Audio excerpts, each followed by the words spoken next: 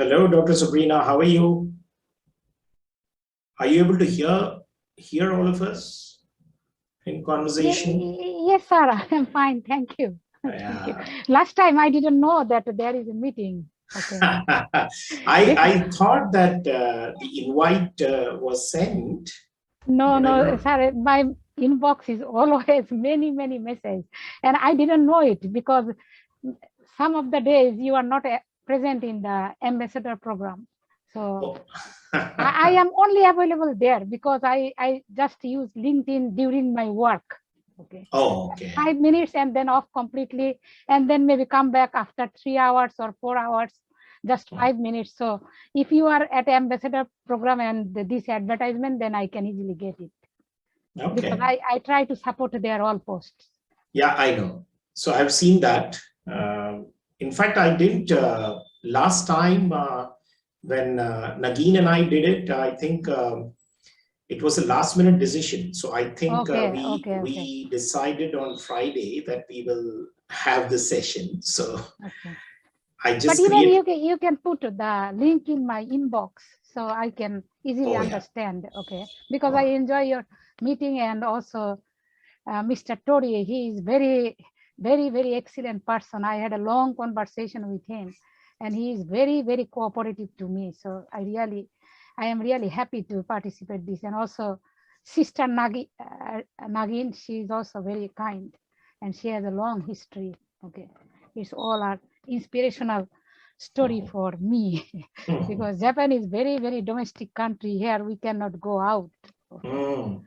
Here everything is just inside Japan. There is no way to make a global communication. Okay. Hello, Maddie. How are you?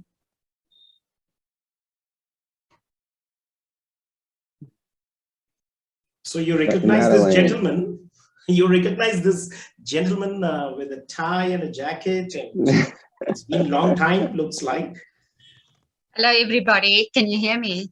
Of course, yes. We can hear you. Great. Nice to be here. I recognize all of you.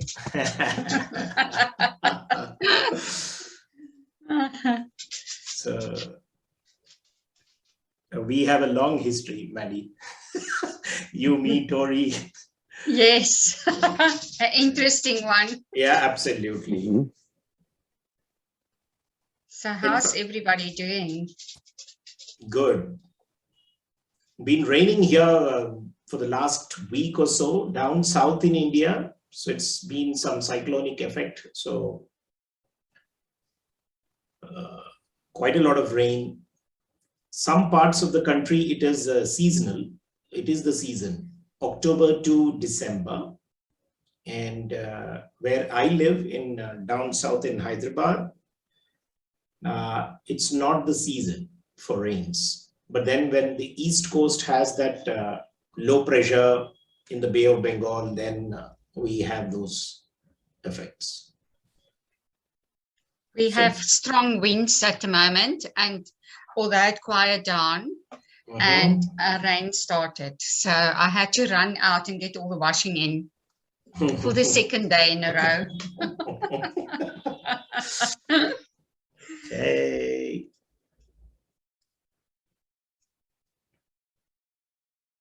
So last time we really had some good conversation, and I was just wondering because I didn't see, Tori, for your information, I didn't see many coming in on the Zoom link because I put it pretty late on the in the comments, but the post-program comments and discussions were pretty good. So people quite liked the conversation which three of us had, Maddie, Nagin, and I. So it was a good one, and Road to Resilience. Good stuff. Glad to hear it. Sunny weather in Japan. So how's Texas? Texas always used to rain when it used to rain here. So can't hear you, Nagin.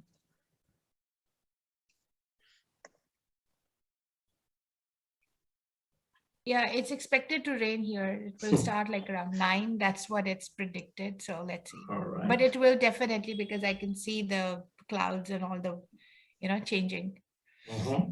Okay. So So how about your place, Tori? It rained a few days ago here. Okay. Okay. Right now, it was blue skies, endless blue skies. So when does it rain normally in a year? Which is the month where it rains? April, May. April. For us. Okay. If at Beginning all. of the year. All right. Then July, it can sometimes rain Okay. a good bit. Just depends. Okay. There's no specific, like we have it here in, it starts about June 6th. So more or less around June, first week, second week of June, it starts. Goes till about August. And then we have some during the festive season.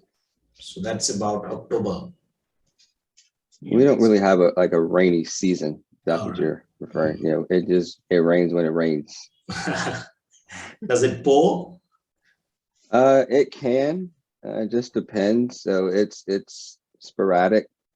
When it does, I mean, it's in the southern part of the United States. It's mainly hot and hotter. More hot. Okay. All right. And how about in SA, Maddie? How is it? Does it rain much or? We get rain in the winter times in Cape Town, but it changes. And at the moment, we've got strong winds, we've got rain. It's a different season altogether. So it's difficult to say because it all changed. Okay. But it's still humid, it's hot. All right. Because I'm near the sea. So is it the effect of global warming, as you can? I don't believe it's that. I don't even know if I believe in that, to be quite honest. I believe more in, Greg Braden, he talks about the earth that turns all the time, obviously. So the south is turning north for years now. And it's doing it every so many years. And I think that is what's causing the ice to melt and the warm places to get cooler and the cooler places to get warmer because we are all turning. That's more it than global warming. I don't believe in global warming, but I do believe in global pollution. Yeah. All right. So let's get started on the discussion as people join. There are about 5 of us already, and then there'll be more who will join. So before I throw the discussion open, let me put the weekend lounge in context and why we need this topic. And I think this is one of the topics which has been in my mind, back of the mind, thinking about branding, promoting yourself. And I think most people, and thanks to the pandemic, it's become all the more necessary for all of us to look at how we brand ourselves, promote ourselves, even on social media. And that's very much relevant for today.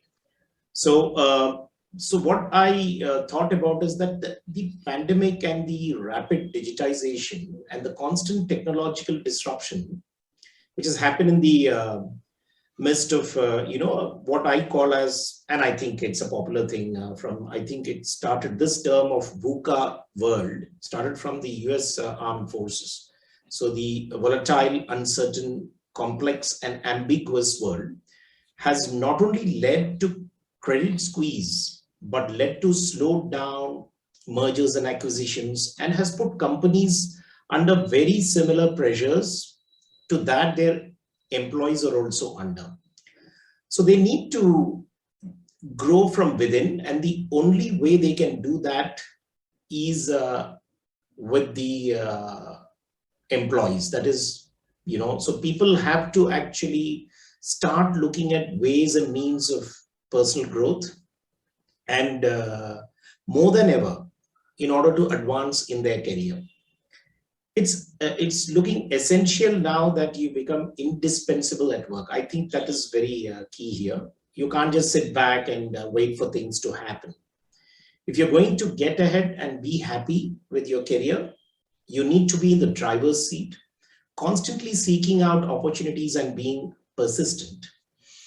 When you do, your manager, your co-workers, and the executives will view you as a valuable asset, and you'll get those raises and promotions that you have been killing yourself to get.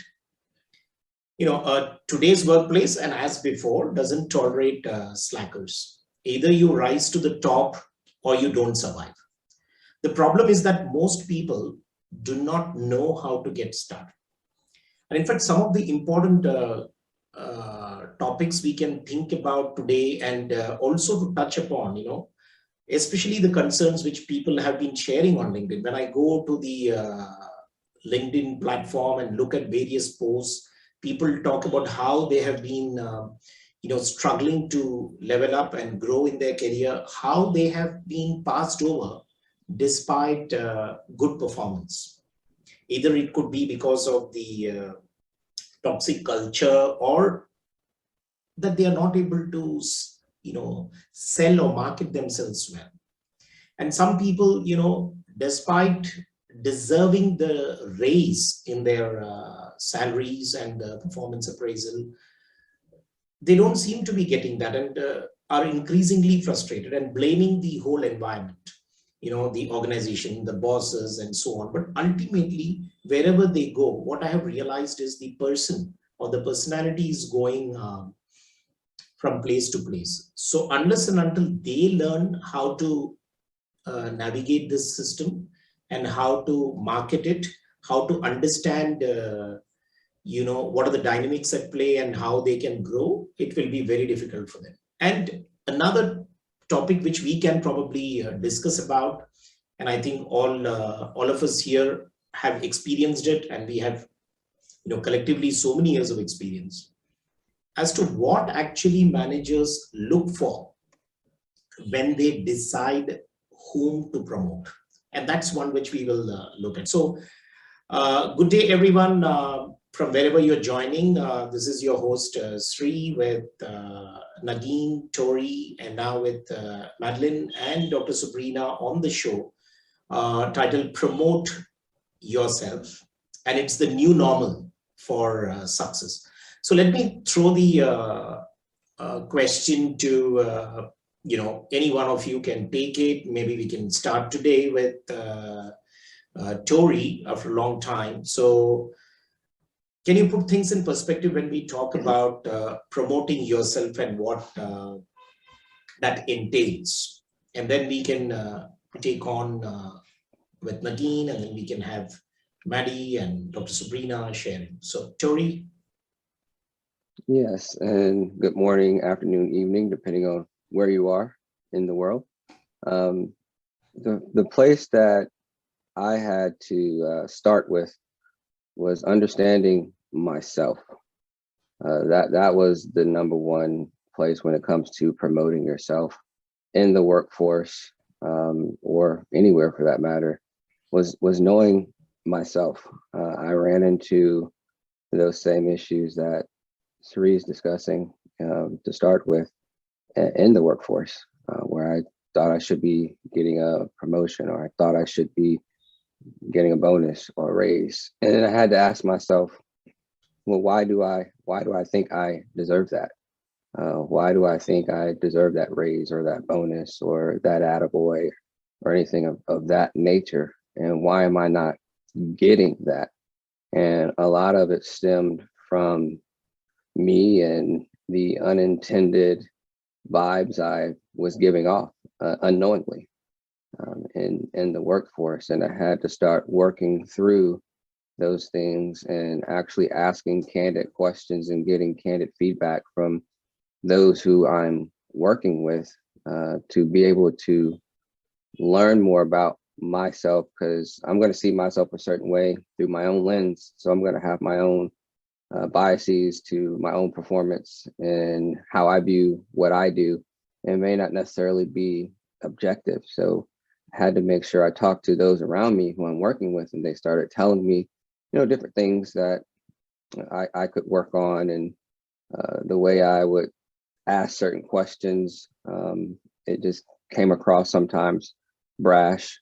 And so I had to learn how to formulate questions in a more a tone that has more conversation built in, and not one of those statement questions where we think we're asking a question but we're really making a statement. And that was something from childhood that was a learned behavior, and I had to work through and undo those things and become more inquisitive.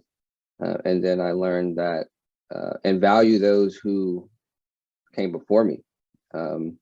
Being younger in the workforce and having more seasoned employees ahead of me, and seeing different things that we could possibly do, but learning to value what has been done and understanding where other people come from in their journey. It was very key, just number one, to starting to promote myself and my own personal brand. But if you don't know yourself to start with, and where you're trying to go and what you're trying to accomplish, it's very hard to even start promoting yourself, because you'll be promoting yourself in various different arenas in different ways, and it can come across very disjointed, and not seen in a positive light from others around you. Yeah, Nagin, you would like to come in here? Yeah, I think Tori is very much right that it all starts from us looking at ourselves inside. I mean, it's like an inner work that we need to do.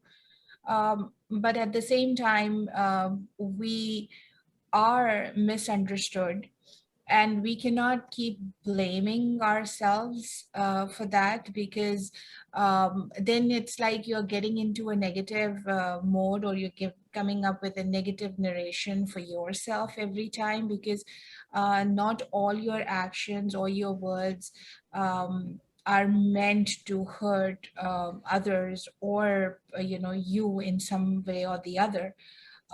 There is a bigger possibility that whatever way you are behaving is accurate or much needed in that environment. It's about people not ready to accept that difference of opinion or difference of behavior. That's where the problem comes in. So for me, if I say that your personal growth, your personal brand, yes, because I am so much involved and passionate about emotional intelligence. So yes, your personal brand or your personal growth has a lot to do with your inner work to know yourself. That's given. I mean, no second thoughts around that. That helps you to navigate different opportunities and see people from a different perspective, more understanding. But at the same time, it is very, very important for us to be a little flexible, or to be a little um, loving towards our own selves, and see that if people are not accepting you or pushing your growth, there is a lot to do with them and with the environment. And that's where we stand up and then speak. So when we do that, that becomes our signature. That makes us vocal, makes us seen or heard. And when you get that voice, it is your responsibility then, not only for yourself, but for the people coming after you or are in the similar situation, that you speak for them as well. So when you grow your personal brand in the company or the people, I personally feel, should see you as a very honest, frank person who will speak when it's needed. And when you create that kind of persona for yourself, then it is kind of difficult at times. It becomes challenging, but at the same time, people are ready to give you the way. Okay, so so Maddie, you would like to come in and just give the initial context so that we can continue the dialogue. Thank you, and hello to everybody. I've seen and experienced and believe it is how do you make yourself so valuable, excuse me, that they want you, that they see you, and that they hear you. And that is not through differences or, you know, people tend to only focus on their job. But when you make yourself a multi-potential, you apply the growth mindset and you're adding value to yourself, and then prove it while you're there.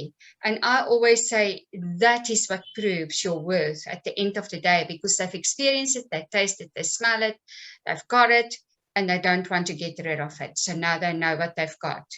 But if you just focus in one line and one job, there's many people doing that, then you're competing against the same. So if what makes you different to take you out of the competing game and rise above the rest. Okay, interesting. Sabrina, would you like to add some points here? Okay, thank you. If I start from my personal life, actually, I lost my parents when I was 18. So it was a big struggle. Okay, so I was from very, very middle class family, although we are very educated. My father was very educated, but you know, in Bangladesh, India, in this country, teachers are always poor. Okay, so when my father died at very early age, then I was the one who had to take the main key of the family. Okay, and my father did not leave anything for us. Only his honesty was with us, his blessings, his prayers with us. So I am the one who just studied, because without study, we didn't have any wealth. So without study, there was no way to make any position in the society. And luckily, I was the topmost in Bangladesh among all medical professionals. So soon after I get the graduation in Bangladesh, then I was invited by Japanese government to come here and to pursue my PhD. So for my promotion, personal growth, I just only believe the study and hard work, not to see anything, because I didn't have any environment to compete with someone, to feel jealous for someone, to look some wealth or nothing. Just I had to work hard. I had to go to the top position. I had to get the scholarship. I came to Japan, and then my professional life started here. And from this nation, working with Japanese people, what I learned in my life is that compromisation. If we don't compromise, nothing is possible in life. I am married for 22 years. It was very hard life, and still now it is very hard. So only compromisation and be self-confident and working with honesty, sincerity, actively hardworking. These are the key things that always help me to move fast.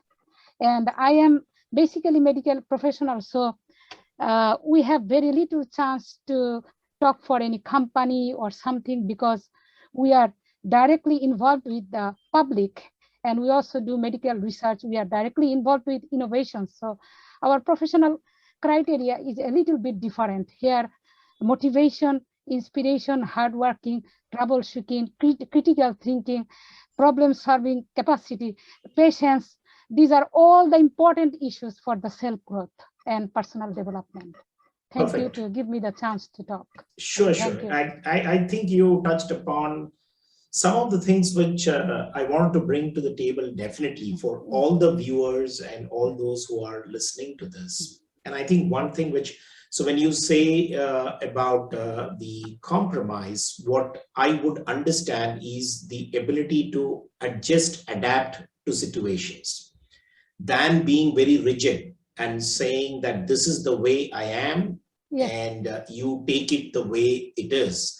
While it is important to respect yourself, but it's also important, I think, to be willing to adapt to situations. You cannot just, there's some kind of, a lot of people talk about, self-awareness, self-acceptance, self-care, self-compassion, but in all that, people seem to have become so inward that they have stopped actually looking at, working with people. And that's very important. I think message is going very wrong. And I have been having interactions with people, and then people start to say, this is the way I am, please accept me. And that's what the other person is also saying, isn't it? So adapting yourself, adjusting yourself, you just cannot, in the name of self-confidence, self-care and self-compassion and, all self, we somehow seem to forget that if there is any growth which has to be visible around us, it has to be, in relation to the environment which we are operating in.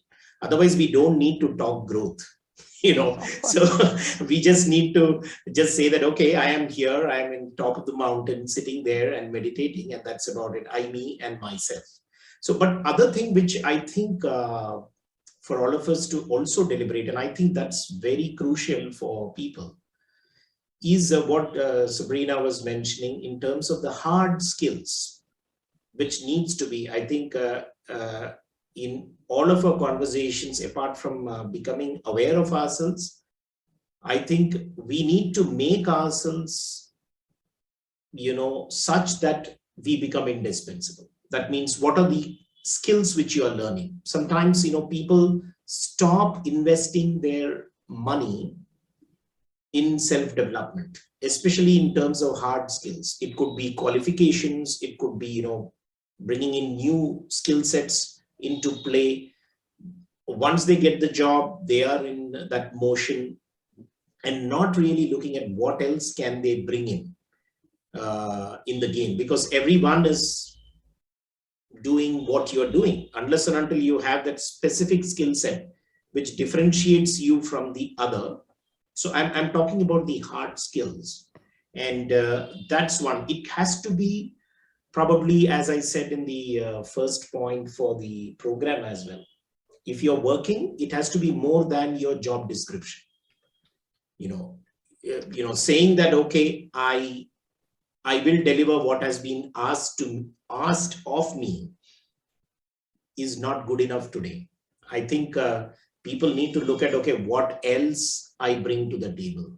What is the value which I can add beyond what is the normal? And I think that is one, probably, Tori, you want to say something here, about the skill sets specifically? Yeah, so that is very critical to growth, which Dr. Gomes mentioned. At the end of the day, you have to develop yourself for the next position. And you're talking about growth. And a lot of times that's where I see, as a coach, people are stuck in, how do I do that? And a good place to start is LinkedIn. And again, knowing yourself, where do you want to go? You can start looking at people's profiles and seeing what skills did they develop to get into that position, so that you now can start saying, hey, I need to have X, I need to go do this job so I can gain this experience, and reach out to them. And some people may reach back out and talk to you, some won't, but you have to go out there and be vulnerable to an extent so that you can learn what others are doing out there, what skills they're developing, what hard skills they have, in order to move forward in your own career. And one thing that is very tough, and what I'm basically getting at, is navigation. That is one of the most toughest things to do in a work environment because of culture, and culture changes at every single employer. And so learning how to navigate, learning how to build personal relationships. So those hard skills and those personal relationships are what move you forward. But also when we talk about being indispensable, make sure that you understand that if you are exceptional at your position, and this is something I had to find out through personal experience, they won't want to move you, because at the end of the day, you're the one making things fire on all cylinders. So sometimes to grow, you are going to knock it out the park on your job, and you may have to leave one company and go somewhere else to get that growth, and to grow your personal brand and your skill sets and your knowledge and navigate differently, so that you can continue to head in the direction that you want.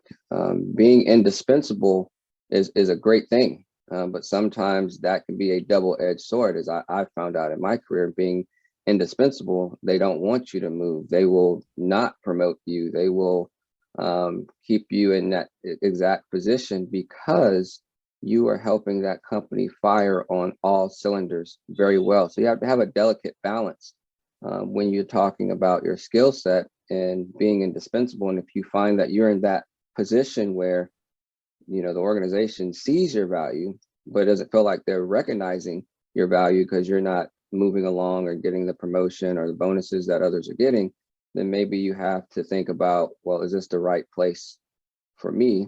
And how do I move forward from here? I may have to leave this organization. I may have to go to another company. I may have to do other things. I may have to go get a cert or go back to school or just talk to people and gain mentorship. That is huge, and understanding how to navigate certain waters.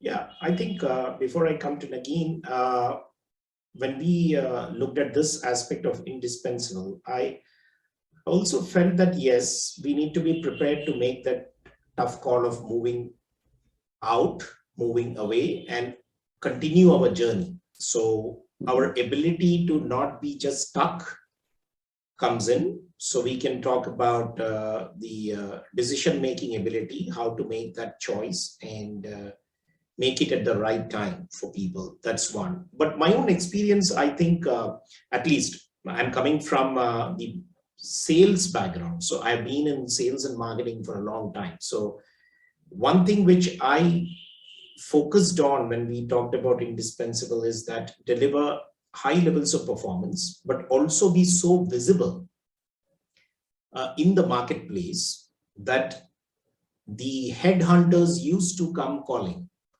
The competitors used to see that, okay, this guy is doing something of value and I need this guy in my company.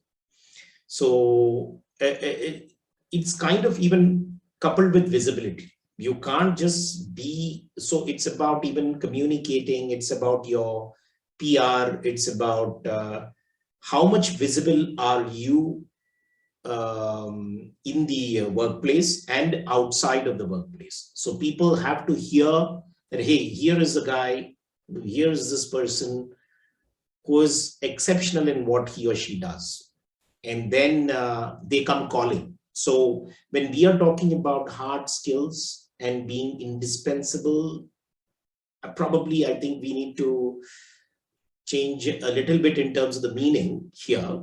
What we are trying to say is become so sharp that people need you and they keep looking for you. So I think all the coaches as well, and as trainers and coaches, we know that if you have done a fantastic job somewhere and people talk about it, there's more people who come calling. So I am actually becoming indispensable, not for the organization, but for the kind of job I do. I become the best. So I think people have to keep orienting there and not looking externally for their personal growth. So in the sense that if you look at any top athlete, and I think Tori, you've been a basketball player yourself. So people come calling. If you're the best guy and if you have played the best the whole year, the other team would like to buy you, and say, okay, why don't you come and play for my team? And that's the kind of thing which we are talking about. Obviously, the team which you are playing right now may not want to let go of you.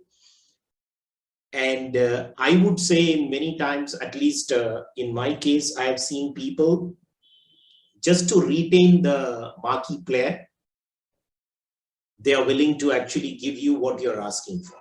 So are you becoming that kind of an indispensable is what we are looking at.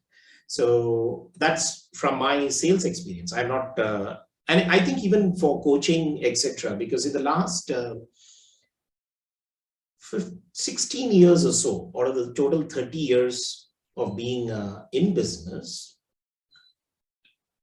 I've not been selling actively. And when I say this, I mean it. When I just sit around and just chill. And it is my customers and the customers' users who are the people who are impacted by the programs. They just come calling. And I'd say it is all the referrals which we talk about in. So I think that's very crucial. So what is the kind of noise you're making in the market? What is the kind of visibility? And one noise making place is the social media for people.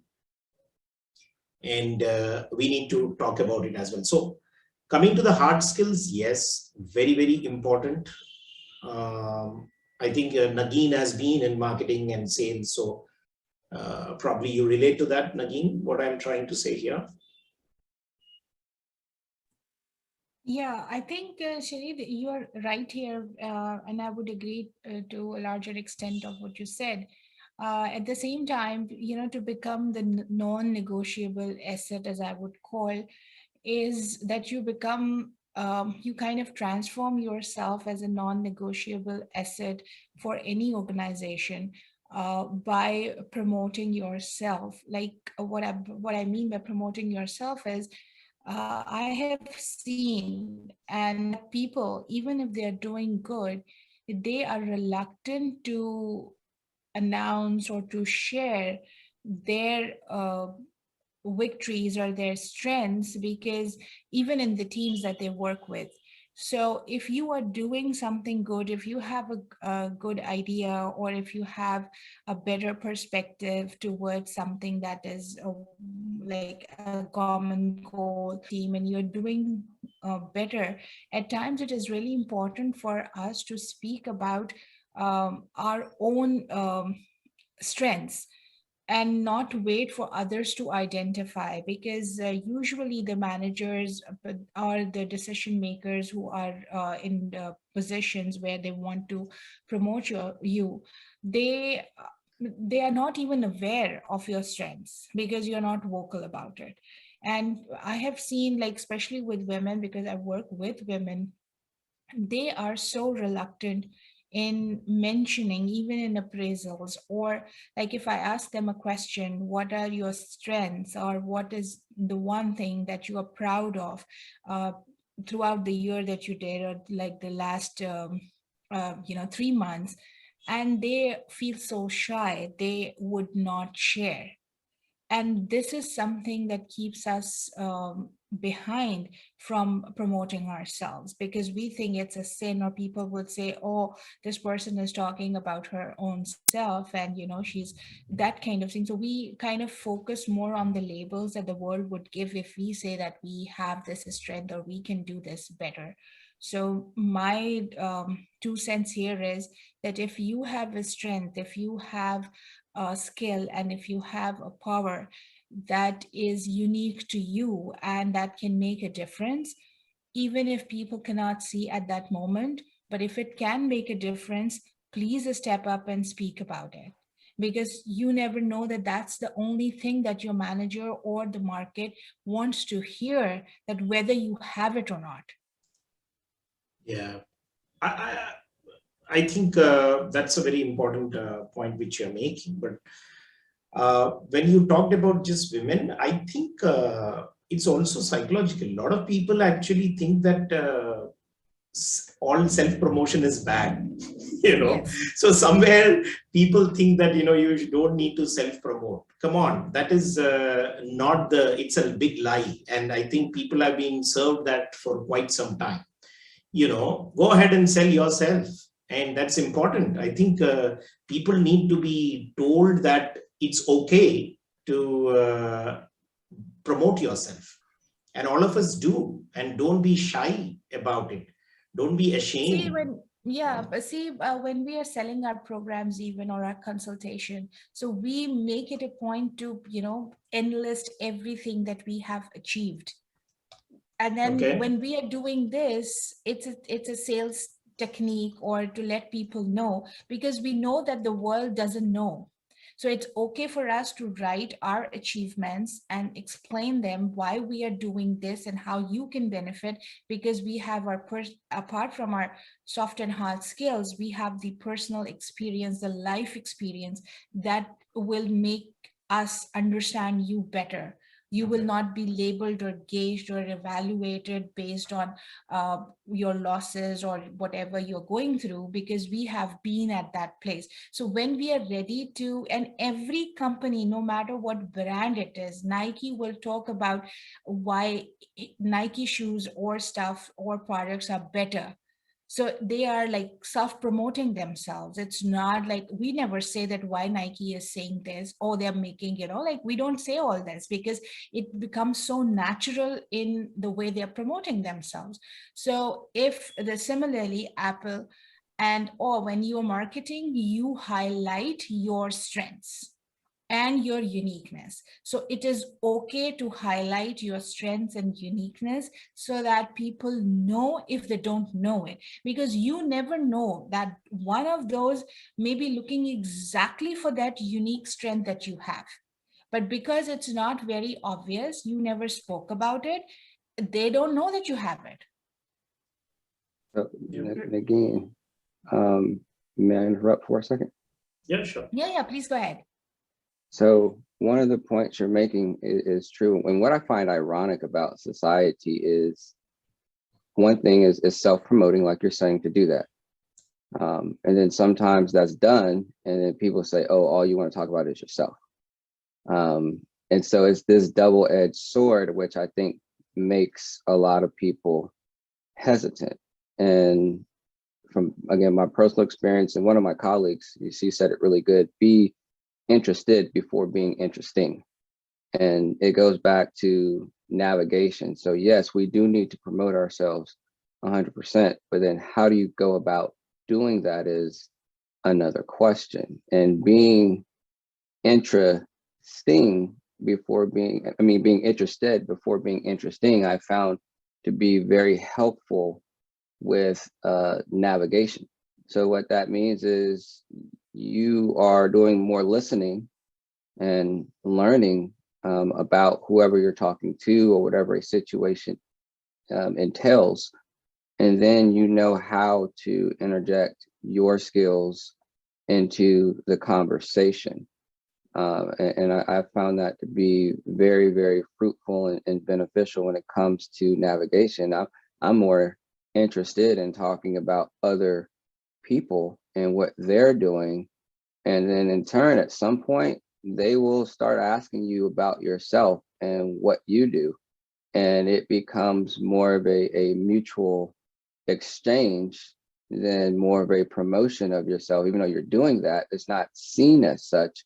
And then there's value added there. Now they're more interested in working with you because, yeah, Nike's promoting itself, and that's true, but they're also already known, their brand. When you're starting out, you're not necessarily known for what you can do. So being interested in what others do and what they have or what's going on with the situation and having more of that listening ear will actually promote people to want to work with you. They'll see you as more collaborative and things of that nature, which is a big deal in today's world of collaboration. So coupling with what you said, being interested before being interesting is something that really helps with promoting your personal brand and growth. Yeah, I think one of the comments I saw from Aldiam Jackman in LinkedIn, as it is live streaming, very interesting. And if people start to look at themselves as an organization which is trying to grow, it is like the YOU, you incorporation, you know. So if you are the company, how would you like to go about it? So it's if we can actually start visualizing that we ourselves as a structure, personality are a company, I think things will start falling into place. And what we are talking about in terms of what kind of network we need to build in, it could be like in an organizational context, we are talking about what kind of employees, what kind of skill sets, what resources we need, what goals we need to set, what kind of vision we are starting to work with. And, you know, so we keep evolving, you know, because otherwise business will go down. So I think that was a very interesting thing as personal brand. When we talk about it, I think the way to start off for me is to start thinking yourself like you are the company. Imagine yourself as a huge structure amongst many other buildings on the street, and you are standing there. What all you need to promote yourself? I think that will put things in perspective in terms of what you need to do.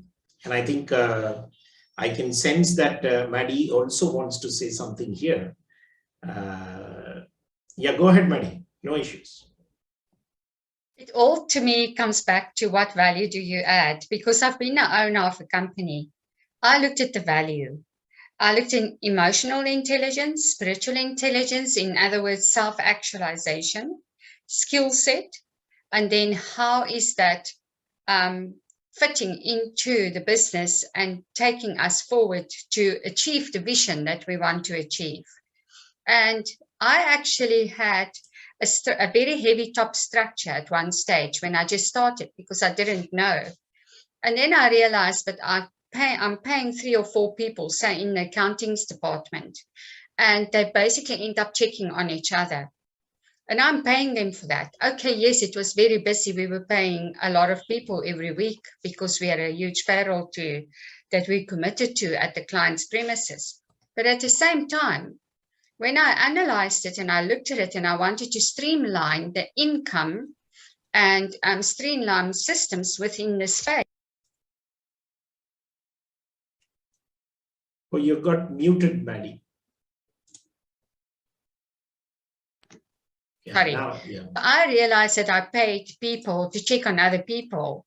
And when I restructured the company, I decided to rather pay more on a salary, but get a person with real skills, with more skills than what I needed at that time, that will understand the growth in my vision and help us to get there, but also that's an expert in their field so that nobody needs to check on them. And they are literally self-masters for self-leadership. And within 1 year after doing that, I increased my turnover with 5 million. Okay. Because we were efficient, we had far more time. We had more time to spend with clients or go and look for new clients. Our work was efficient and we didn't need to pay people to double check, triple check and go back and forth all the time to actually fill one position. So again, it comes down to your value. What value do you bring to the company and what value do you bring to its future vision? I don't care who you are. If you're multi-potential and you bring in those values, companies will see it. They will promote you. But you need to be the brand that they're looking for in that position.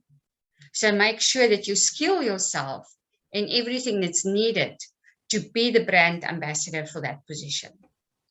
I think, yeah, that's important. And when you were talking about the people around and what kind of people, top heavy and so on, I just want to bring our attention quickly to the other dimension, because now the world and most of the promotion is happening digitally, online.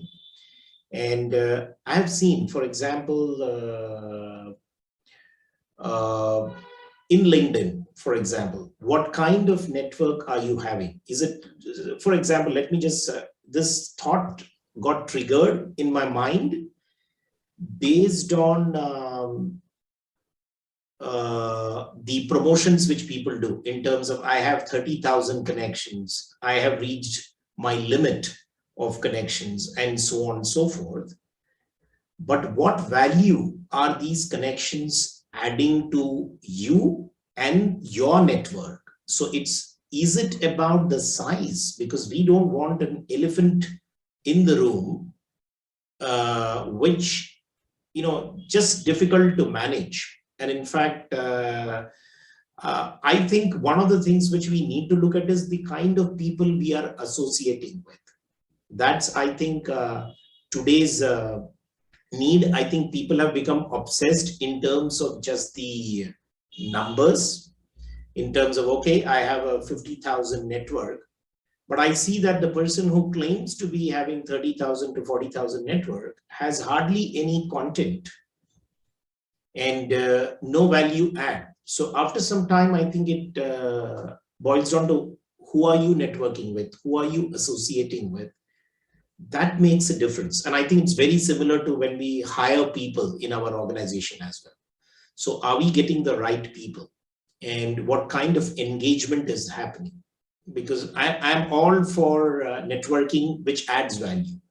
So how many times people have, so the unfortunate thing in terms of the social media approach to people is obsession with numbers, not with the quality, not with the value which they are bringing into the campaign which you're doing. So it's not about just bombarding with copy paste work, because these are important. I was having a chat with the human resource chief human resource officer of a very large global corporation, and he said that as I hire people, especially in critical positions, I do look at their social media presence, and I just don't look at how many members they have as part of their network.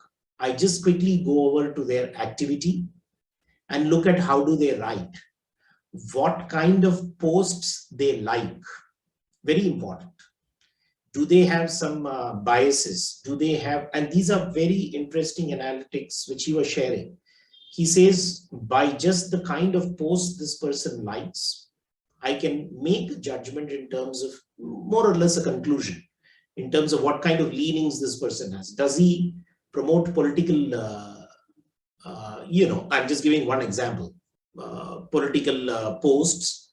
Does he have very strong views, which could be either right wing, left wing, or moderate, or whatever? And these kind of things people miss. They just are, I think, gullible or just liking. In the process of increasing the network, they wouldn't know what damage they are doing to their brand. Because like in an organization, and some of you, like Maddie, you've been a CEO in organizations. I head an organization, Nim does, Tori runs an organization himself.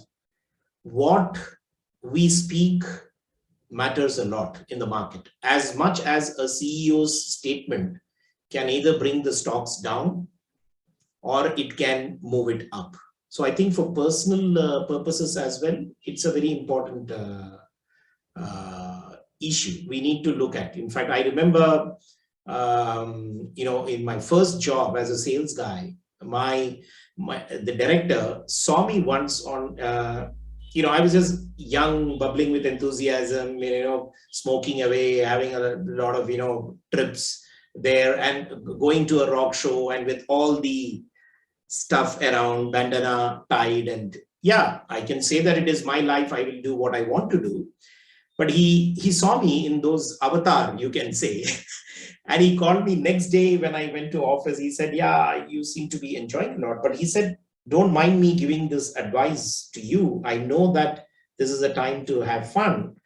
But please do remember that when you go next, there are clients who would have seen you on the road, on the bike and zipping past and, trying to scream and make all the noise and so on. So he says, be aware, because you do not know who is watching you and what kind of impression you are creating. So you are carrying your persona, personality everywhere.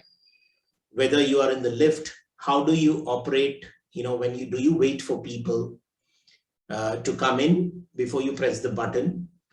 Are you courteous? These are some of the things which people observe. And so he said that one more thing, because I was like, as with any young and brash kid just out of college, getting a first job and money, I would get into a scuffle on the road. If I get irritated with people and their lack of discipline, and in India, you will find a lot. So I could be as abusive as you can be. And then he said, you never know, the guy who you abuse just on the road will be sitting on the other side of the table. And you reach there, knock on the door and open the door, and you find this guy sitting as your client. So be watchful. So I think what we need to actually emphasize, I know that Tori has some more questions to ask, but I thought about this quite a bit in terms of the social media presence. And I was looking at, and I'm sure Tori will be able to bring in that perspective, because he does all the work with these young grads and career related counseling, etc. As to how you brand yourself, very important, especially in social media. So Tori, your questions, and then as we go along. So I posed a question in Zoom and LinkedIn, and a lot of the stuff we are definitely speaking of with branding and bringing value and navigation. I think that there are people who understand the actual concept that you do need to brand yourself, you do need to navigate, you do need to make yourself valuable, you do need to impact the bottom line, all of those things. I think there may be a struggle as to how or what actions need to be taken to do that. And so I wanted to pose the question to those in the audience, what are the actions that you believe someone should take when we're talking about, okay, brand yourself? I mean, that's almost a buzzword now. Navigate, that's almost a buzzword now.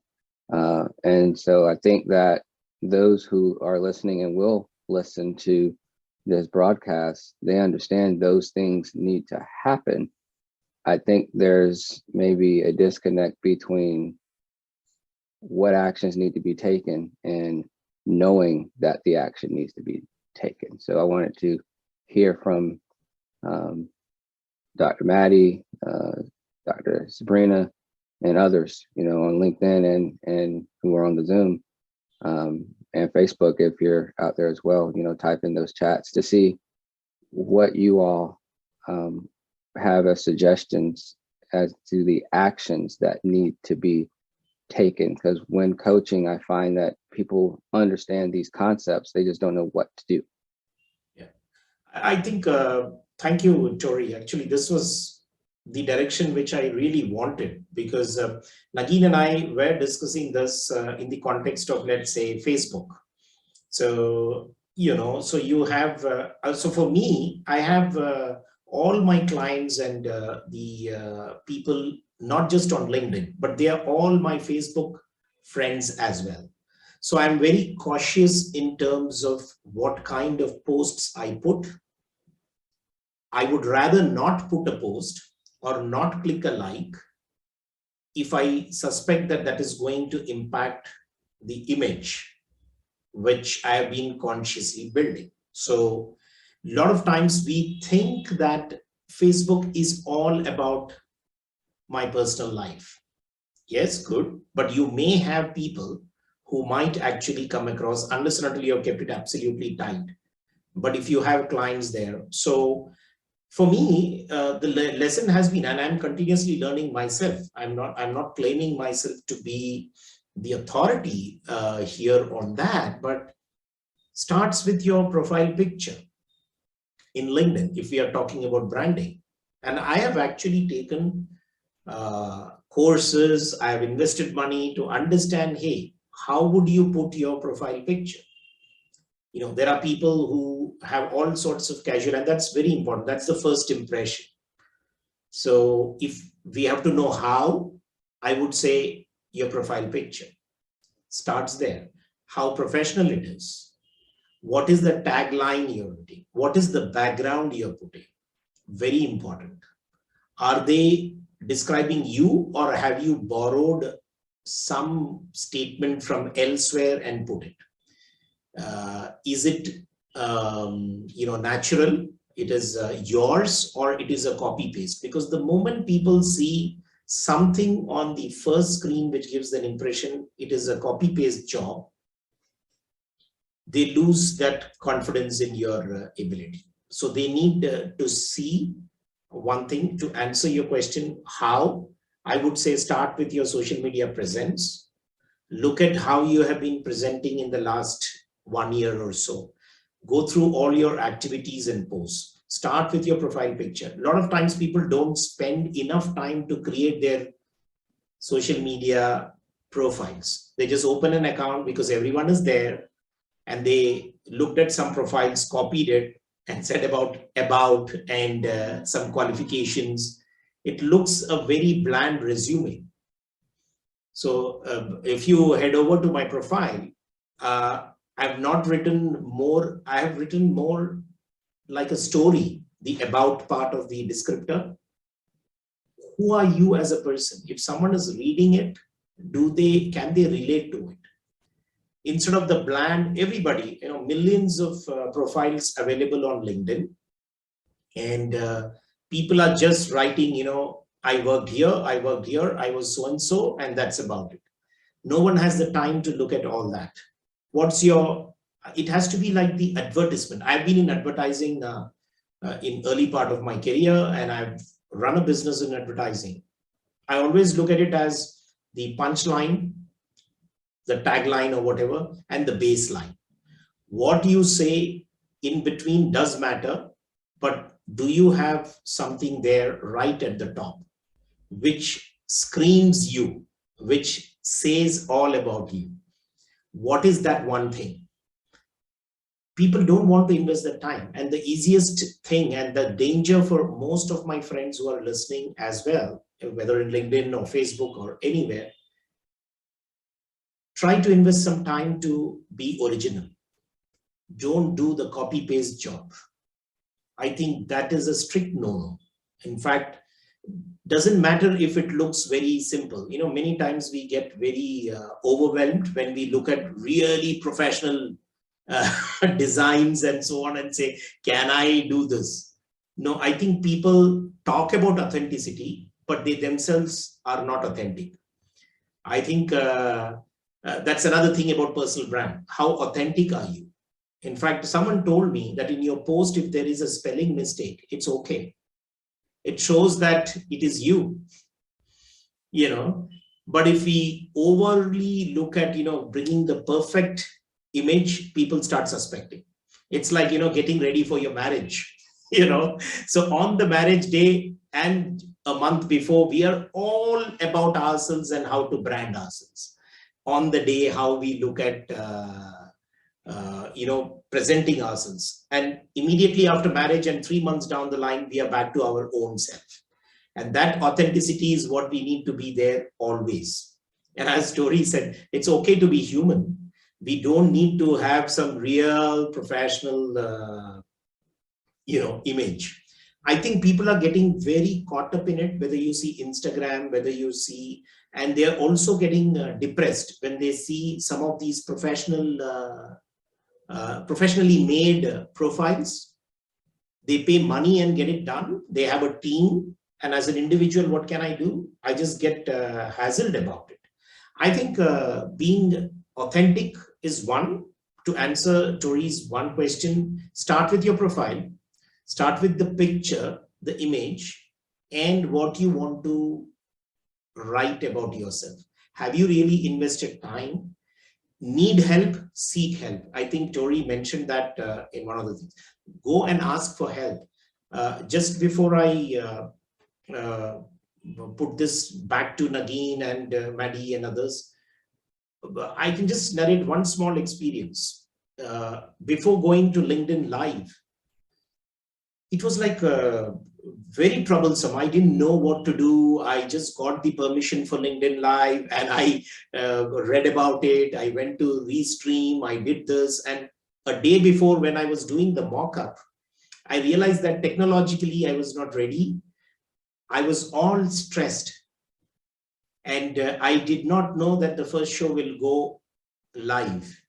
And I didn't sleep the whole night. About 3 a.m. in the morning, I was still working on the machine to see whether it is all, and it was like a disaster. And then I said, hey, what am I doing? Let me go and ask someone in the network who has been doing LinkedIn Live for months. And I just texted the person asking for help and say, hey, I'm stuck.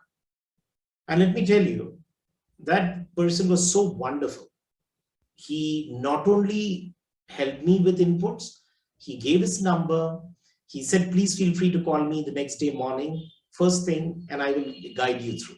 So I'm saying that the network which you have, if you're willing to ask for help, yeah, absolutely. So I'm just giving this as one, maybe it's an additional part, but I think social media branding is a very important thing for people. And these are 1 or 2 cents which I could offer here. Nagin, you remember the Facebook discussion which we had and how you had to change whole stuff. So maybe that could also come in here. Yeah, I think while you were talking about it, I have this experience. So my thing is that I have been in corporate for more than 17 years. And then during that, those 17 years were all about innovation, marketing, branding. That was my key positions across like the world. I've been in countries like Vietnam, Hong Kong, and all of the South Asia, and then US and Europe. So my LinkedIn connections were all like, for 17 years, if you have worked in an organization and you're meeting people through that organization. So it was all about, marketing and sales and all. And while I was pivoting into women entrepreneurship and women empowerment, so I realized that the network that I'm carrying with me, I love those people. They have been with me all through my life, through my challenges. But now when I have pivoted, they're not so helpful. So I need to step up and reconnect with people, make more connections, understand where, something to align with my vision now that I have in life. So those people are still there. They're gracious and, kind enough to accept the changes that I have made in my career. They appreciate my work. They promote my work. That's one thing. But I had to go through the entire transformation, like rewriting my LinkedIn profile, changing my profile picture, giving the right messages, liking, reading, sharing the material that is in connection with the vision I have for my business and for my life. So that's key. So what I want to tell here, people who are listening, that there will be times in your life when you would want to pivot in your career, and there will be times in your life where you would want to change your career. And then your personal brand really matters at that point, because when you pivot, you are actually pivoting into a dimension that you already had, but you had not explored at that point before that. So once you have explored, once you have identified, confirmed that this is what I want to do now in my career, then start focusing on putting that person, that authentic self for you have out in the market. So people should know, make those connections, seek out help. Siri has been such a good help for me, support for me. While when I write, then he tells me that this is what is missing. You can change it, you can tweak it. And now I go to him for every kind of course I come to my mind, that this is what I'm doing. What do I need to do? It's not that I feel that I'm incapable of writing the right content, but I know that this person or this connection in my network has been doing this for much longer than I. So I need to seek help. And then, so your social branding needs support, and it's okay to reach out to your connections and check with them if you are doing the right thing. That's one. Coming to the Facebook, now Facebook is very interesting. For me, Facebook has always been a family affair. So my Facebook had always been about my kids, me going to movies, and whatever I do, my personal life is all on Facebook. So all, like the photos and everything was about songs and dances and everything about my personal life, all fun, because I always took Facebook as part of that. I never took it seriously. And soon when I had pivoted into the coaching profession, I realized that people whom I'm selling or I'm marketing, those people are actually going to my Facebook profile to check me as a consultant and as a coach. And what they see there is me dancing with my kids. Okay, yes, it's natural. It should be there, but it was full of that. There was nothing more about the work that I do. It was all about my family, my personal life. And then I realized that I have to make some changes there. And I made changes on my personal profile because people were not going to my Facebook or like my company's Facebook page. They would talk to me, they would listen to my videos or watch my videos, and they would start searching me on Facebook. And then they would go on my page. What they would see was all fun. And so they couldn't understand that, yes, there was, I was being vulnerable. I was bringing my family there, but that's not what they wanted to see. So I had to make little changes there to make my online and offline presence a little balanced. And now what I do is that I hold all my personal family stuff for the weekend. And I make now people understand that all through the week, I'm posting things about learning and sharing wisdom or sharing stories and stuff like that, which is in alignment with the work that I do. So that when people look for me, they know that this is who I am and this is what I do. It's exactly the same. But at the same time, on weekends, I want to show them the lighter picture, the life that it happens. And so there may be stories about my kids, but I would put it in a different way, something to align with the message that I'm trying to give to the world or to the women.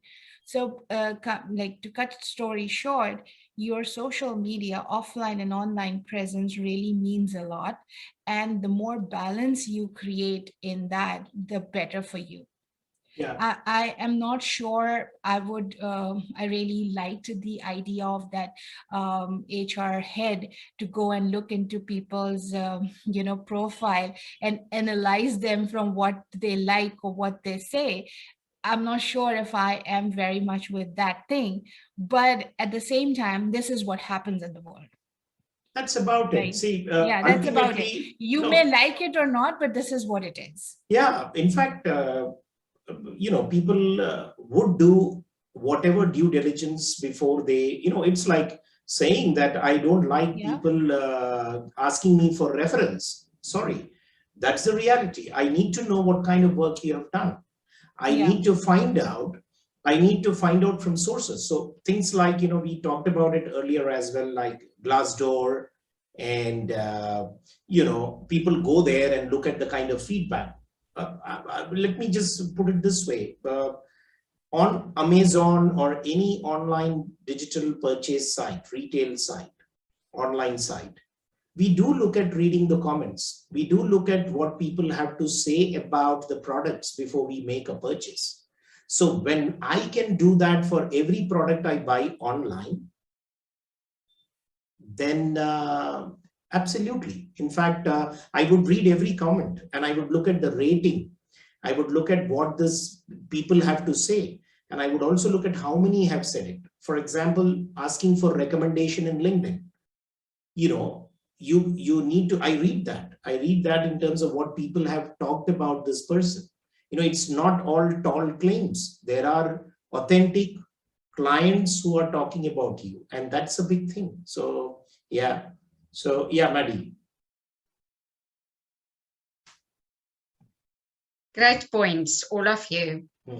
I am guilty of not sharing my private life not, I won't say not ever, but I don't like that. I feel vulnerable by doing it. And there's not much to share there anyway. So I live a very hermit and quiet life.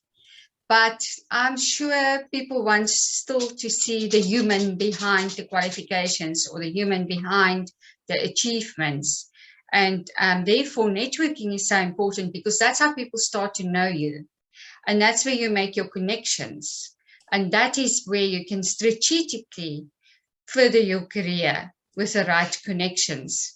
And that's how I got speaking gigs all over the world.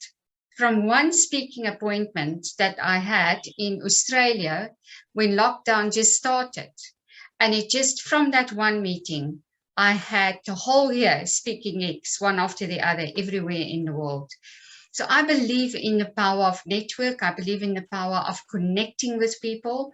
And I believe in the power of showing your authentic self. And not only the professional body that people see on the photo or reading about on the profile, because that puts it, I feel it blows energy into the profile when they meet you. And I always said, when clients meet me, guaranteed I have the business. But when they read about it on paper, it just disappears. So it's that energy that you exude and that you connect with people. And I connect at heart level with people and they love it. And I know that's my strength. And it's that creates instant trust amongst my relationships and builds support for who I am and what I do and help me further my career. And I'm sure it's the same for all of us. It's the human element that we need to keep going and the fire that we need to keep stoking. When we are with people is who am I when I am with people, because that leaves the everlasting image in their minds about you. And also, what do you say when you're with them? Do you make them feel good about themselves? Do you say something that uplifts everybody? You know, I've learned that in public speaking. I had a talk the other night where I was the key speaker to open Mentor Her to Greatness. That is a program that run in Nigeria for women, 100 women that they've chosen. They had to apply. And it was a 3-month program and they had overseas tutors involved in that program. And then I was the closing speaker again. And it depends who you connect with. How do you choose your topic so that it have impact and really move people? And I've seen it in the talks that I give when women start to cry or they connect with me later and say, tell us your story again. I want to hear it again. Then you know that you've got impact. And I think it's the same in a career. It's not only the skills, it's not only the achievements, it is who are you behind all of that that makes the difference. I think very important that the connection has to be there and personal connection. I think you're saying that. But, you know, whether you like it or not, currently we are all in that digital world and it's so difficult to connect personally as we used to earlier, because I love the idea of making a personal visit to my client's office. And I know for sure that if the person talks to me for half an hour, it's a done deal, because the person knows that what I claim to be on my website or my profile, I am that person. So, but today, it's so difficult for many. So people are at a loss because there's so much of the attention span for people is very less. For a particular job, people are getting thousands of applicants. How do you stand out? And in fact, I was just talking to someone and said, hey, why not create your video resume? You know, so I said, hey, what do you mean by video resume? Just have a minute clip which talks about you and what you can deliver, and then ask people to take a look. And I said, that's interesting, because the person can see the live person talking. And I think that's a great idea. Now, how far people have been using it and how comfortable are you is the issue, but you can train yourself to at least speak in an authentic way. It doesn't matter. People can actually see the person, you know, in a video and say, hey, yeah, fine, let me call this person and have a chat with the person. Is it interesting enough to pick up the phone and speak to the person? I think that's very important. All of us have faced this before the pandemic. We know that when we could make a in-person program, or we could stand in front of the audience and speak, we could deliver what we promised. But when we didn't have that opportunity, last 1 year is a great example. You might have done a great job, but people don't know you.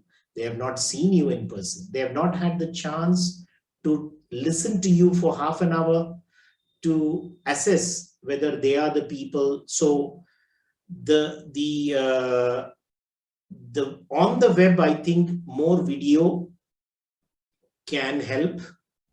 And if I have to talk about myself, I have been doing blogging and writing for almost 12 years now. And I realize that sometimes I feel that no matter how much powerful content you write, you're not able to get the adequate response. Now, you can be philosophical about it and say that I write for myself and I write for my, feeling good and so on and so forth. But the reality is, let me accept the fact that I do write a lot also to generate business. It's not just about my own personal thing. I do have content there. But then I realized, in the last 5 years, I have changed my writing to more business focus and what it is. In the earlier 7 years, it used to be all self, spirituality, and so on and so forth. So people said, okay, fine. So you're all this, and I like the writing, but it was not generating business. So it was time to, ask the tough questions. I'm sorry, that what am I writing for?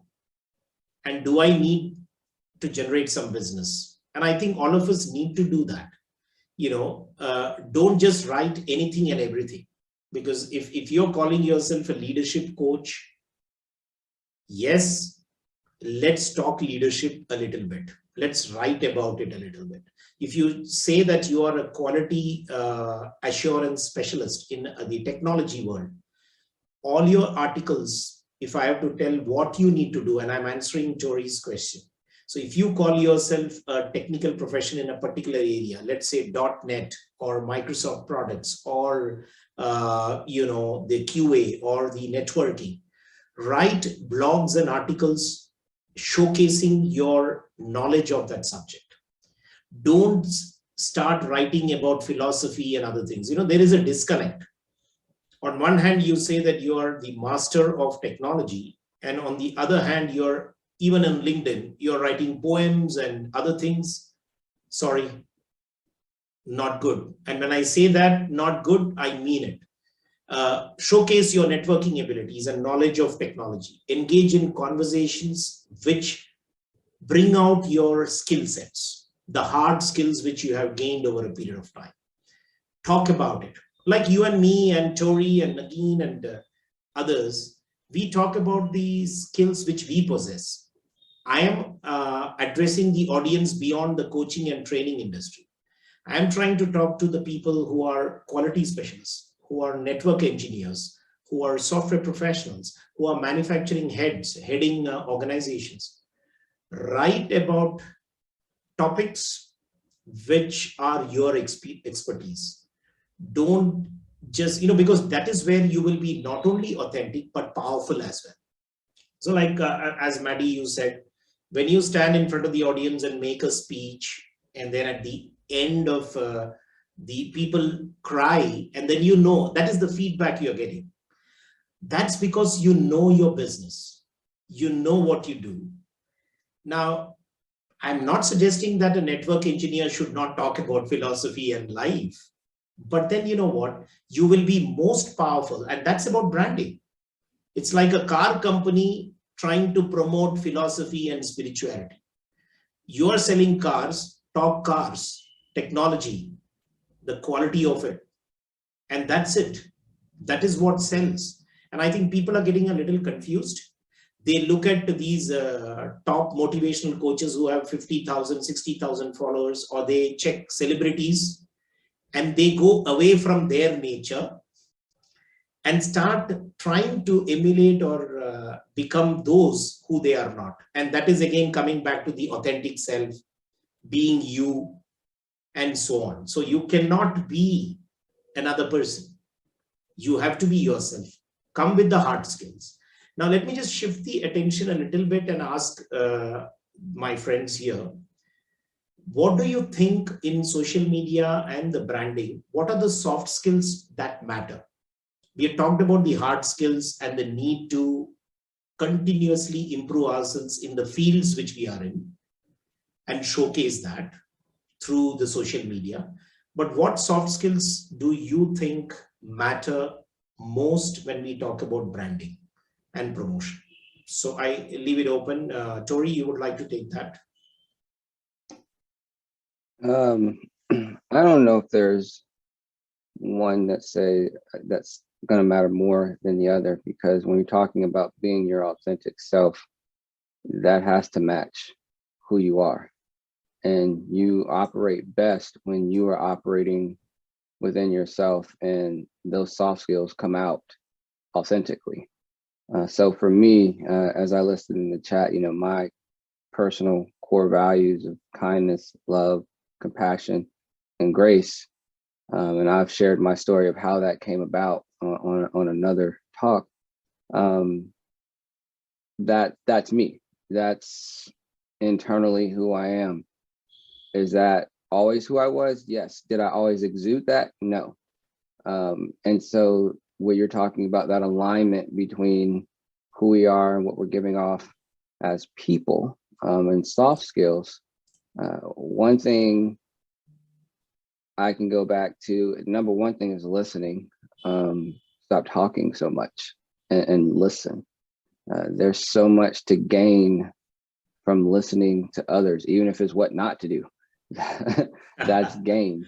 So it's good to listen, because through listening to others, you may have similar ideas. Let's just say you're listening to them and you're interested in some sort of business aspect or whatever it is you want to do from a professional standpoint or personal standpoint. And as you're listening to a multitude of people, you can see where their hurts, hangups, and habits are and their successes are.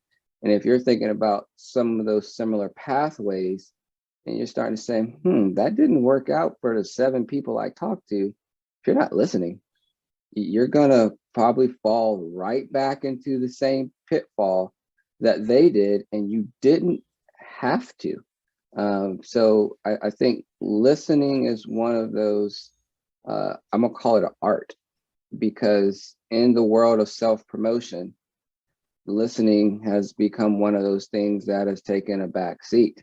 So we do need to self-promote, but we also have to listen to what is going on around us. And then from that point, we can start to be more informed about decisions and thoughts that we have, and the stuff we want to take on with our life. And then with the grace, kindness, compassion, and love, just sometimes you don't have to talk business. Just if you're having a meeting with someone and you can visibly see they're having a bad day or bad moment in time, and talk about that. Don't have that meeting. That goes a long way, just to say, hey, look, I can see you're frustrated. I know we're supposed to talk about X today, but let's talk about what's going on with you. And if we get to that, that's fine. If we don't, we'll just schedule another meeting.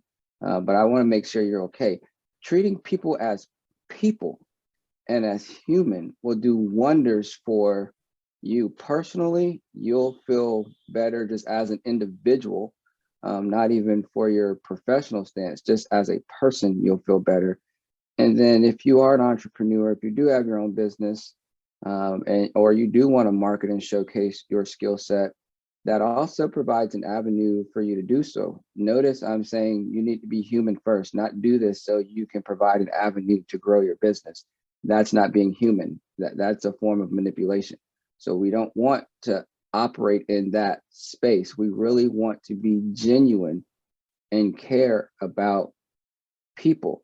How many times have you had a time where you had to go to a meeting and you weren't there? Something else was on your mind. How nice it would have been if somebody actually recognized that you were going through something, how that would have changed your day, how that may have changed some of the actions that you did with your family members or other people along the way. It would have done wonders for you.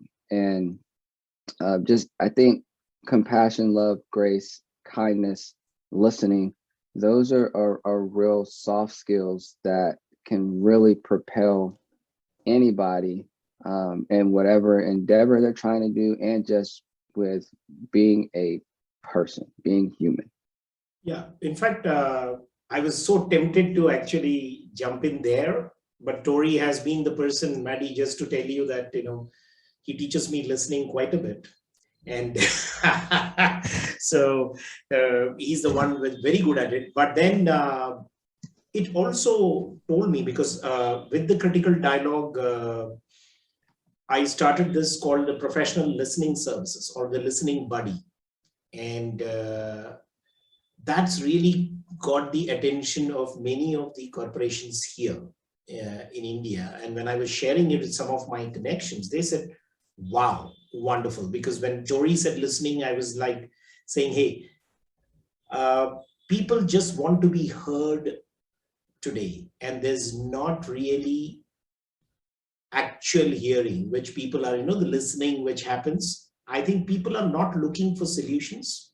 And I think social media is filled with people offering solutions, and a lot of times we do not realize that people just want to be heard. And that happens even in organizations as well.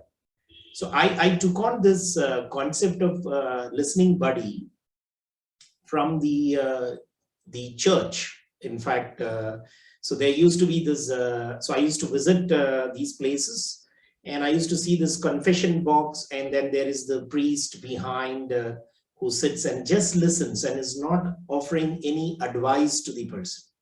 And I think, how many people really do listen when people want to talk? And when I said this, there were a lot of people who signed up and said this part of the world, saying that, hey, can I talk to you for, half an hour, 1 hour? And I said, yeah, fine, go ahead and speak. And let me tell you, it was hard grind for me as well, in the sense that a person who is always tempted to speak started work on being a listening buddy. And there was this, the concept of comfort zone. So I was sharing with my son here, and I said that I am actually offering a service which is away from my nature, but I do want it, because I realize that people just want to be heard. And I have heard many people telling me that, as simple as, why don't you just shut up and listen to me? I don't need your lecture.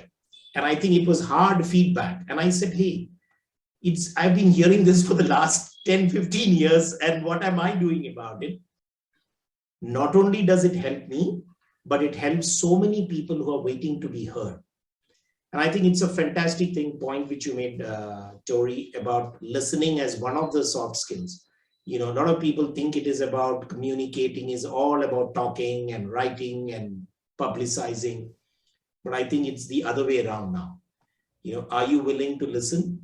And that makes a huge difference. Thanks for bringing that. In fact, that's a very crucial thing. And thanks for being my listening buddy. Okay. Tori has been the listening buddy for quite some time. And even on this show, I know he will give me the feedback later that, hey, there are others who need to speak. But anyway, thanks for being the listening buddy. Nagin, do you agree on this and some of the soft skills? Because you have been running personal branding program for quite some time, almost 12 years. And then some of the soft skills is what we were directing our attention. So you would like to bring in your perspective? Yeah, I think I'm sure that I agree with Tori and you that listening is important, and that especially the kind of work that I do. So, like when women are coming into my circle or they're connecting with me, they are already in that state where people have not heard them, or even if they have listened to them, they have been labeled so by their own people, friend circle, or at work, whatever. So when they come to me, they expect that I give them that space so that they can speak about themselves and feel heard. And they don't really need an advice or a coach. I mean, it's not that I'm listening to them so that they immediately sign up for my program. No, it's not the intention. The intention is that you have come to me to share your pain or your worries or whatever it is, what is bothering you, your challenges. And I'm a neutral person. I don't know you personally. I'm not your blood relative or a close friend. And please go ahead and speak. And trust me, the more space I have given to people, to women, to speak about themselves, about their stories, I think I have impacted them more by just listening than by speaking. Because when they are talking and nobody's interrupting them or blaming them or labeling them, they find answers themselves while talking. And this has happened to me personally as well. And that is what I promote. So coming to the social media presence, yes, because we are all doing business, we need to speak about our business. We need to highlight what we are offering. Our work, we need to highlight our work. That is all given there. But then if we are present on social media with our absolute human nature, with our absolute human kind, then only we can achieve more in our lives as well, whether it's business or relationships or trust. So again, the more space you give to others to speak about themselves and allow them to be who they are, you are actually promoting yourself as a person who is not biased, who is kind, and who has the capacity or the ability to listen to others and give space for people to breathe. So that's very important. In fact, I just want to take up from where you mentioned here in terms of, I would say walking the talk, so very important. When I say walking the talk, just do an analysis, sit and think about what kind of people who you love to follow on social media. Why do you follow them? What kind of content you read and like and respect, appreciate, will give you. Then after you do that analysis about what you like in others and to see in others, just go back and check your social media again and see whether all what you want to see in others, do you have it in yourself? That's a very important thing. Many times so it's like what Mahatma Gandhi said here, be the change which you want to see in others. And that's really had a great impact on me as well. So if I expect a person to be authentic, genuine, writing well, no matter even if it is a mistake or whatever, I have my own biases or judgment or whatever you may want to call it. But then just immediately, just do the analysis, go back and look at, do I do that? Is my social media reflecting what I am wanting from others? A lot of people have this conversation by the side saying that, okay, this looks very fake to me, this looks that, and this person's profile is not really genuine and so on. Am I doing the same? And you will actually feel ashamed Because, you know, I have seen 9 out of 10 times people say, I think I'm not doing that myself. And that self-awareness is something which is very important. Looking at yourself, but where do you get that awareness? In relation. You need to look at your environment, and that's very, very important. And when we talked about listening, a lot of times people think, okay, why do you need I'm just trying to talk about it, my friend. A lot of times people think, why should I come to you to listen, take this service on listening? I have family, I have friends, I have my husband, I have my wife, and so on and so forth. But you know what? All these who have high stakes in your life will be finding it very difficult to sift through. They will come with their judgments and assumptions. It's very difficult for them. It's like a parent finding it difficult to listen to the child, because there is already so much of assumptions, so much of judgment, which is there here. So offering an absolutely unbiased, non-judgmental listening may not always be possible with your, close friends who have high stakes. So I've seen that, because no matter how much you try, you just get tempted to offer advice. You get tempted to interrupt. You have something working. You want good for the person. So you jump in and give your suggestion as well. So you're not able to resist. So I think that's a skill which we need to really practice. I call it the hard, soft skill. So it's a soft skill, but it is hard as well. So that's one probably very, very important. I think, so what have we covered? And I think what we've covered today makes a lot of sense. We've talked about, knowing yourself very deeply and looking at yourself as a corporation, and look at how can you brand yourself. We've looked at the hard skills which we need to develop and cannot afford to miss out on. It is not just one qualification which matters. I think we need to continuously develop our skill sets to show that we can add value. And that's a very important thing. We have talked about the soft skills, definitely. And we said that, okay, listening is important. But I think people need to invest their time or seek help in learning how to write, how to create profiles, how to make things more visible in the social world, how to communicate. The social media presence is what we've talked about, and and I think we've just touched upon. And I think the best thing I would say is invest time in yourself and your branding, and it's important.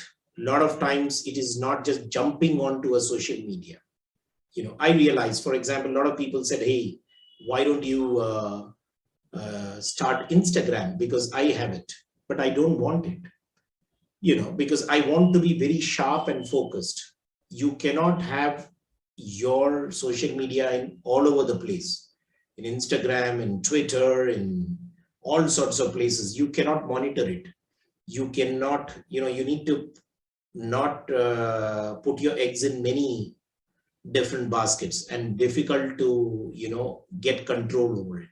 So be focused and sharp is what would be my go-to approach. So I keep myself on LinkedIn very sharp. I had Twitter. I slowed down on it because I was doing a lot of those political comments and so on and so forth. So I said no, because all my followers and connections were that, and that was not good for me. I Instagram under pressure, I got in and I started, but I realized that that was not my game and that was not my audience. And somehow I could not keep up with it. So I just said, okay, let it rest. It's okay to be on LinkedIn and be there and do a good job out of it. And I think that is what people need to understand, that You don't have to be doing everything the world is doing, but you have to be there where it matters the most for your skill set and do it well. Don't spread yourself thin on social media. And that's not an intelligent and digitally intelligent way. And we need to be digitally intelligent going forward. And we need to know what we are consuming and what we are dishing out as well. So I think that is putting things in perspective. And just to sum up my piece here because it's been a long session, is this happened to me just a week or two ago, where one of my clients, with whom I worked 2010 to 2015, extensive amount of work, has sent messages on or tried calling me on Facebook. And I didn't see it for a long time. So because she had lost my number, and she typed Sri Kumar and tried to look at Facebook and so on and tried to reach out to me. So all I'm trying to say is there are people who are trying to reach out to you through social media if they do not know. I know Tori. I met him, let us say, a few years back at a conference, and now I want to talk to him. I would search his profile. And if I land up in his Twitter handle or in his Facebook profile, where it is all different from what he was talking about in that conference, then I may become hesitant. That's all I'm trying to say. So be very cautious about what kind of presence you're maintaining on social media. It's important. And you have an image, and that image management, yes, I am not suggesting here being authentic and other things is pass and then you can do whatever. That will be also visible, but promote yourself. Self-promotion is good. It's a good thing to do, and you must do it. Don't cry that there are people who are getting ahead. They are getting ahead because of a reason. Find that reason and learn to do that yourself as well.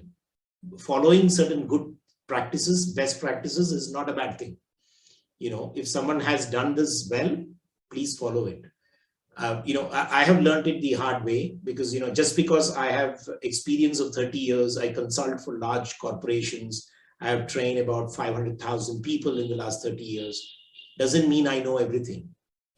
There is a kid who can teach me how to be fast in social media. So maybe yes. So that's one which probably from me towards the end of the show. Tori, summing up points. I want to let Dr. Maddie go. She hadn't gone yet. Okay. Thank you all. It was a very interesting session as usual.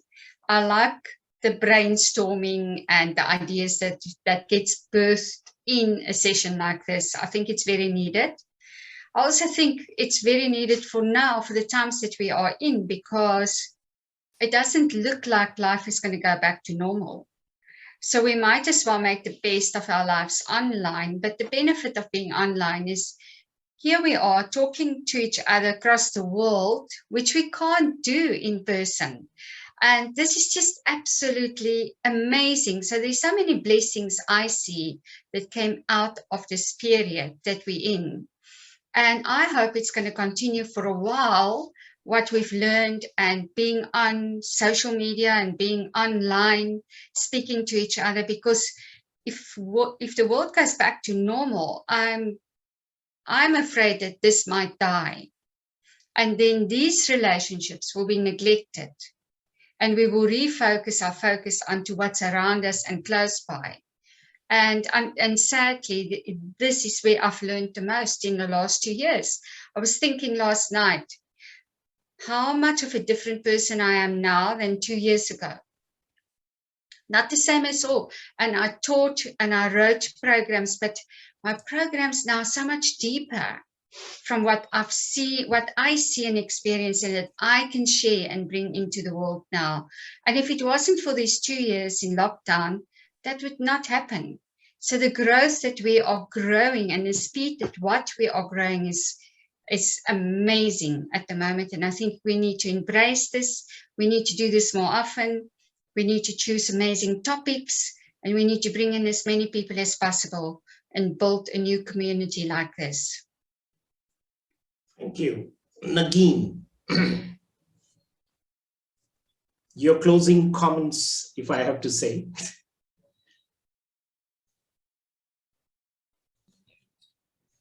I think Madeline has said it very nicely, and I would want to keep the warmth of her words and not add anything to it. So it's beautifully ended. I just loved it. I would not want to speak at this point. Thank you. Thank you. I think that's one thing. And I started to feel scared as well when Maddie said that, you know, when all this ends, then are we going to get neglected with the social media networks and so on? So for a moment, I went to that stage and I felt sad that, you know, it shouldn't happen. Obviously, I would love to remain connected with all those who I have connected, good friends, and across the world, and continue to speak. And yes, I can't imagine that we will stop talking, and I think we should not neglect that. We need to continue our conversations and remain present. And I think that will be the new normal going forward. So yes, sir, Tori, for your final comments and summing up. All right. Well, it's been a wonderful discussion that we've had here today, and it's been what I like about having these types of the lounge that we have is there are so many different perspectives and ways to go about for this topic, you know, promoting yourself, and listening, you know, to myself and then everyone else share. There were some similarities, but there were a lot of differences, and so there's really interesting. And then, you know, being in another country and culture, there are different norms and customs that, you know, we have to recognize. And then within the same countries, you know, there are different norms and customs that we have to recognize as well. And so I think what everyone shared here adds a lot of value. I'm excited that I was able to be part of this discussion today, and with all the wonderful insights that everyone shared. And I just want to encourage everyone to forgive themselves for any mistakes they make, you know, with typing anything on the net, or the way they may have approached the situation, the way they may have spoken to someone unintentionally just because they were frustrated, and most importantly, the initial thoughts that pop into their head. These thoughts come into your head before you even know they're there. And we have these judgments that come into our mind before we even know they're there. And it's good to slow down and just say, I wonder where that came from, and why do I have that thought process? And, you know, that goes a long way when you're talking about promoting yourself, is understanding where your thoughts stem from, so that you can either make a change, or, you know, rectify that thought with, okay, I had this thought, but that's not the thought I need to be having. So I want to move forward in a different manner. And all that comes along with promoting yourself, branding, your social media presence, soft skills, gaining visibility, building networks. It's all about, you know, slowing down, thinking, what am I portraying to others? Is not just how we perceive ourselves, but how others perceive what we put out, the vibes we put out, the words we put out, the images we put out, in that collective picture that we draw of ourselves. So, you know, thank everyone for their insights, and I've learned a lot today. Thank you, Tori. And Maddie, before you leave, where are the little ones around you? I saw two today. I saw two of them today. You see? Yeah, I did.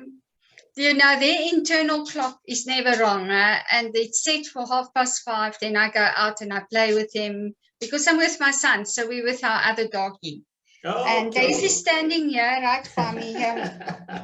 I saw that on the bed or the couch Yes. behind, wagging her tail, and Yes. so she's always around Maddie. So Tori, so I was Right like, here, Tori. yeah, okay. And yeah, the internal clock 5:30. It's like, come, we need to go and play now. Yeah, You're done. messing now with our time, you know. And then I get boisterous, and I'm trying to keep them quiet.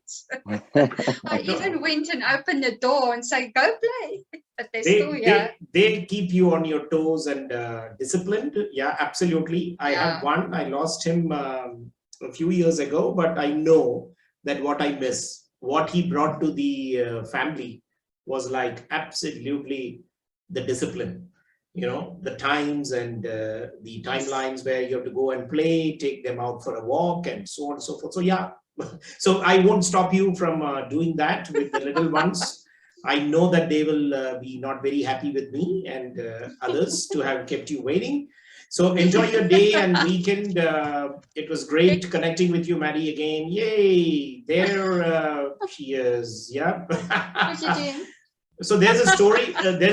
Behind that one as well. So we'll next time around, Tori, you will also hear about the story behind how that came to be with Maddie. So we'll talk about it. Yeah. So thanks so much. Have a great weekend, all of you. Nagin had to just step off because she had a doctor's visit there. So yep. So. Thanks very much once again. It was fantastic, lovely weekend today, and a very important topic. I think it is just not enough to stop here. I think we need to continue this conversation. Thanks, Tori, for being there here today to be the, I would say, the conscience keeper, the gatekeeper. Yeah, he's always been that. So I love that about him, and that's been wonderful. So thank you very much for having you all here as friends, and I look forward to your presence as we go along in the weekend lounge. Thank you very much. And to all those who joined, to all those who joined our show today, thanks very much. It was wonderful. Thank you. Well, thank you to both of you. You must have an awesome weekend. Thank you. Bye-bye. Yes, thank you as well. Have a great weekend. Will do. Bye. Bye. Bye-bye.